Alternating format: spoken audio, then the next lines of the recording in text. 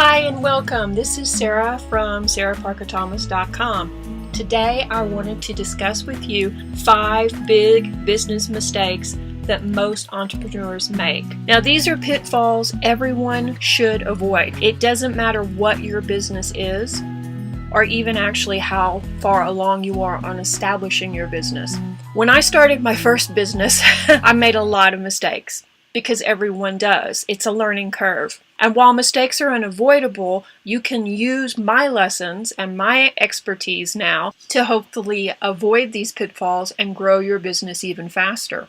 Okay, so now fast forward to the present. Yeah, I have over several decades of experience in business. I see entrepreneurs still doing the same thing and still making the same mistakes over and over again that I made when I was a rookie.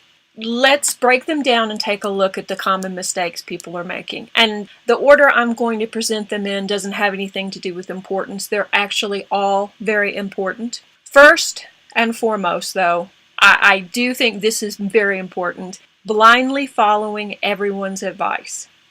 Have you noticed that when you have a new idea or when you're starting a business or even when you're working in an established business and you were thinking about expanding or maybe adding new products or new staff, everyone has an opinion. And it can be difficult sometimes when you're inundated with so much information, whether it's, from professionals or from a friend who runs a business in another field or a competitor, even your sister's brother's husband has an opinion, right? Now, I agree you should always get professional advice. Yeah. It's important to be objective about it, though, and put the advice in perspective to your own business, your experience, and what you're trying to accomplish. Just because you heard it from an expert doesn't mean that you should follow every single word of it.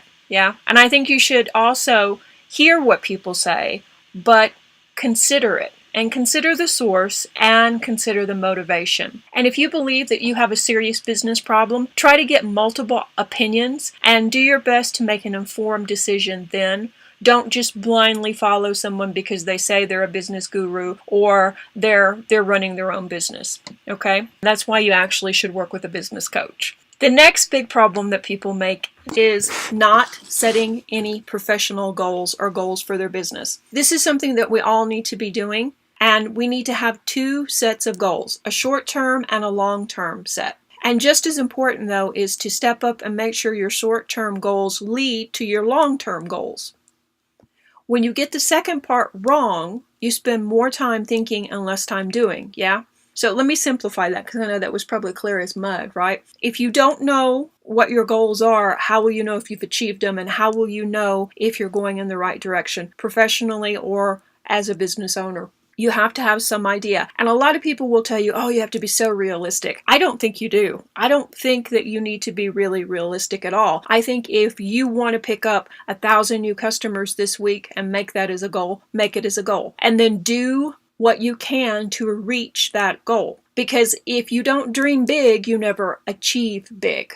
Yeah? But it's important, like I say, to make sure that you're working towards these goals. It's great to have them, but what are you going to do, for instance, to pick up those new subscribers and those new clients? Well, you're going to have a plan. You're going to have a marketing plan. You're going to have a plan in place to maybe service all these people or products in place to sell them. So you see why it's so important to set goals. Another one I see quite often is paying yourself a low or non-existent salary. And this is a very common business mistake that new entrepreneurs make. Often they feel that if they pay themselves nothing or next to nothing, then they're adding more capital for business growth. Yeah, but you're putting yourself in a bind because if you're worrying about your personal finances, you're not showing up 100% at the job.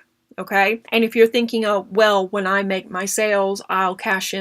No, because you're also then hurting yourself and hurting your business. Your savings and your business account need to be separate. And you still need to plan for life's emergencies and life's little surprises. So if you're not paying yourself enough to live on and to save money, then there is a problem. And there'll be a problem later on for sure when something breaks, because things always do. So it's better to pay yourself an industry standard salary now and keep a separate savings account so you don't end up having to tap into your business funds for those personal emergencies. One more really quick, because I wanted this to be a short video.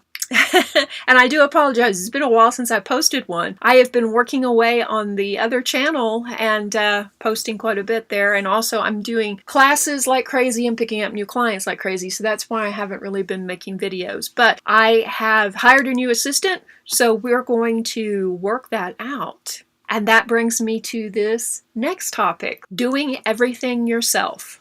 And this one is a hard one for me too.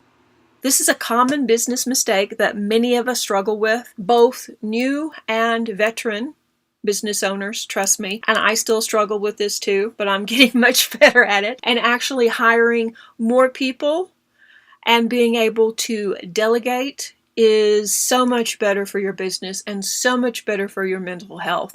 Almost immediately you will see the money start flowing, because you then can stop doing some of the tasks that are time intensive but are not necessarily profitable. And don't get me wrong, I know it's tempting to design your own logo and do your own bookkeeping, answer your phone, do your own payroll, set up your own website, but it's really a bad idea. And don't get me wrong, just because you can do it, you're capable of doing it, doesn't mean you're good at it, or doesn't mean that it is worth your time. And I don't mean that as an insult. Okay, but you have to figure, if you are, especially if you're doing a service industry, that's time you could be focusing with clients, not, trying to decide the correct color for the website logo. So even if you're good at it, you have to determine whether that's the best use of your time. Actually, I'm not a big believer in outsourcing, because I'm a hands-on person and I like to see people face to face. I like to see their product. I like to touch it, that kind of thing. But I've had to learn. I've had to learn to trust, and I've had to learn that, yes, I can outsource these things. I can get somebody else to, decide this or draw this up, and then I get the final choice. My time was then better spent working with clients. So have you made any of these business mistakes yourself? Or is there another mistake that maybe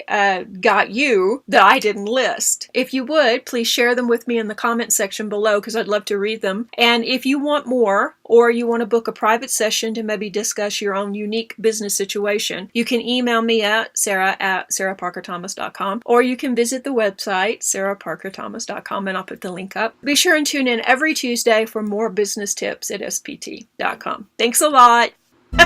Okay, speak soon. Bye-bye.